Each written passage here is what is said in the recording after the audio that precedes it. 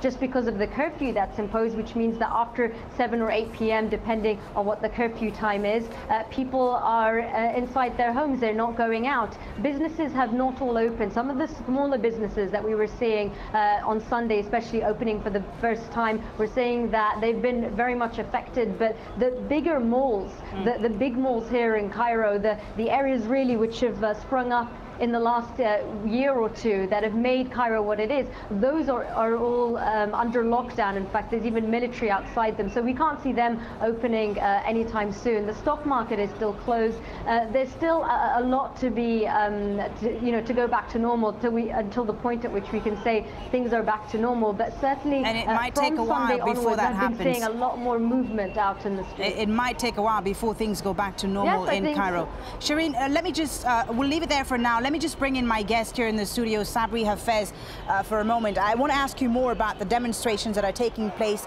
outside of Tahrir Square. We spoke to a protester earlier who was talking about a demonstration outside the Parliament building, and also journalists now taking part in anti-Mubarak demonstrations. How significant is this? Do you think we're entering a new stage now in this crisis? I think the revolution is gathering enormous momentum now, because the demonstration of the journalists against their editor-in-chief, Abdullah Kamal, meaning the journalists now are coming out to say we did not want to participate in this lying.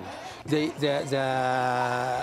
Egyptian media, especially the Mubarak media, has been actually spreading lies, has been lying through their teeth, lying to the extent that Goebbels would really flinch against that who was the media mastermind of Hitler.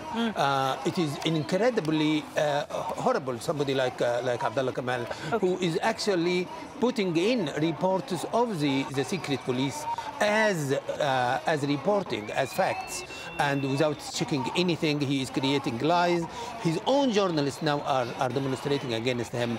It means that everybody in Egypt now is fed up with this lie that is called the Mubarak regime. Well, the anti-government demonstrations clearly gaining some momentum then. It's gaining enormous momentum, despite the fact that they are actually trying to encircle it, trying to narrow it down in two ways. On the ground, there is the military. We're trying to narrow the place where the demonstrators are living in Tahrir Square. And in the discourse, Omar Suleiman is trying also to spread lies that everything is normal. Let's just take a pause. Let's take a pause, Sabri Hafez, and listen in to the chants there in Tahrir Square.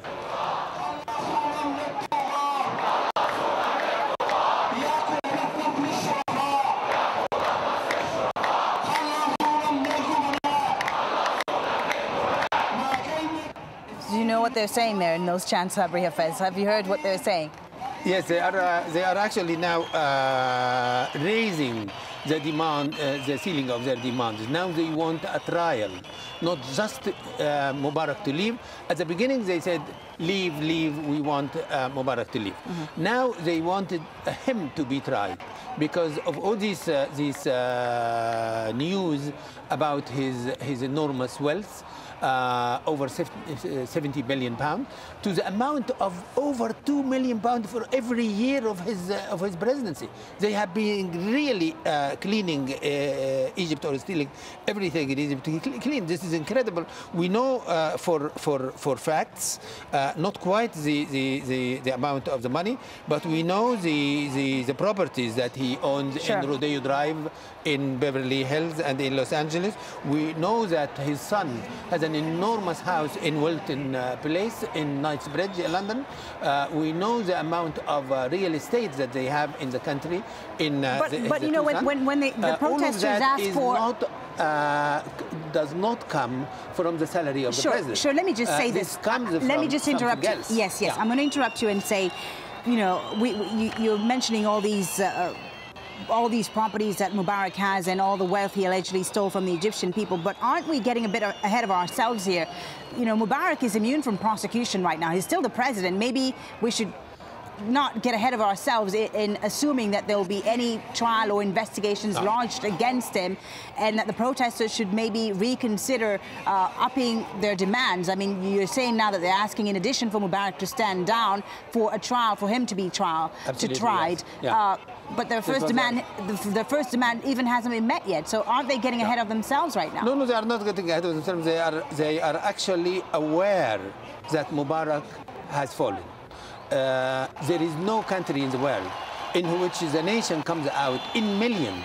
This never happened in the whole modern history of Egypt. I'm a close observer of Egypt's modern history. I'm a specialist in its modern history. And nothing in the modern history from the 19th century, from the time of the late 18th century when the French came to Egypt, nothing like that has happened. In that scale, in every major town, people in the Friday of anger, there were 8 million.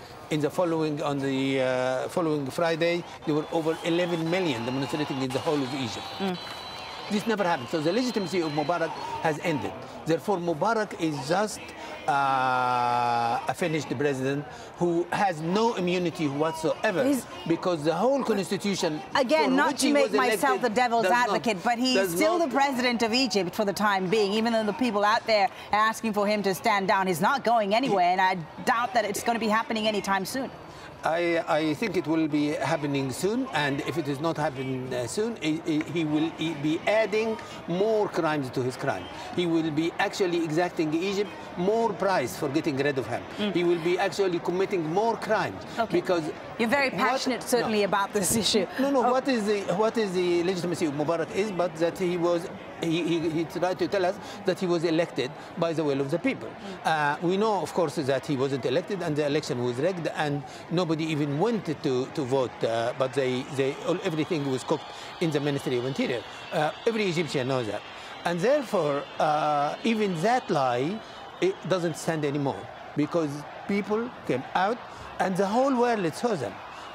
Egypt now, thanks to those wonderful demonstrators, thanks to the great young generation, Egypt now is the center of attention of the whole world. Yes, indeed. Mubarak made Egypt and we are seeing that. Nothing. We are seeing that on those pictures as we watch the demonstrations in Cairo on the left-hand side, Tahrir Square. Really uplifting.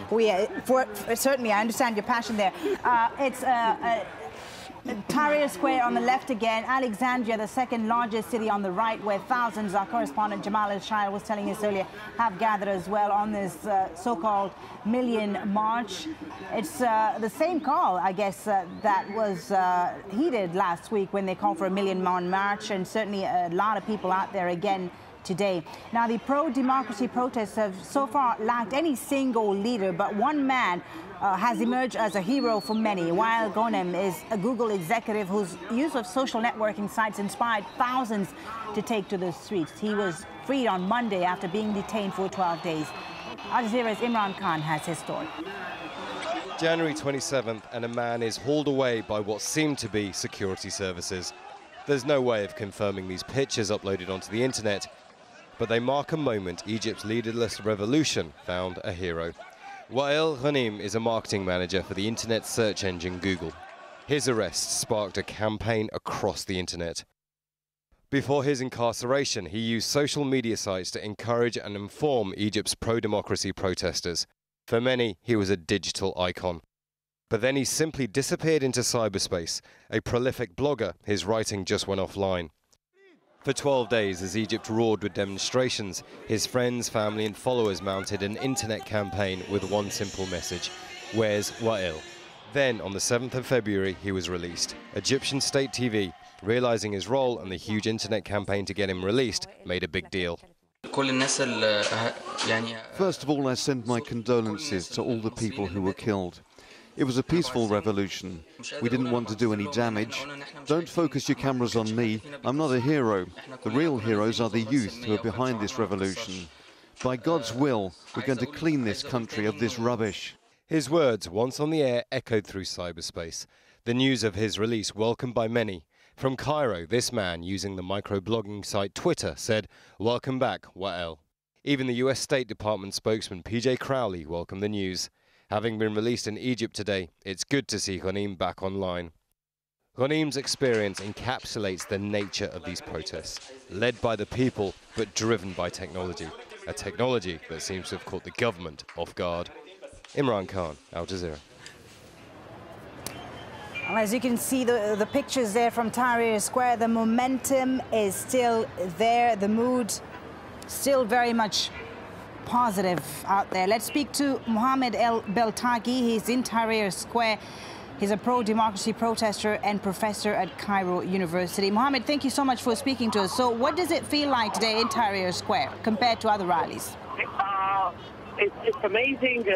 I think this probably, might turn out to be the largest gathering yet.